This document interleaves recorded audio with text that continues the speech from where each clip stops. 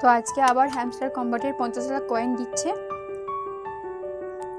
অনেকেই রোজ ওঠে না, তো আজকে সকলের উঠবে 50,000 কয়েন।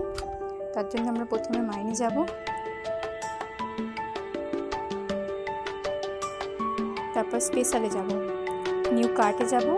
এখানে একটা নতুন কার্ড দিয়েছে, হ্যামস্টার গ্রিন এনার্জি। এটা একবার কিনে নেব। এটা হলো একটা কম্বো। পিয়ার টিমে যাব, যে এই ভিসি ল্যাব, এটা একবার কিনে নেব।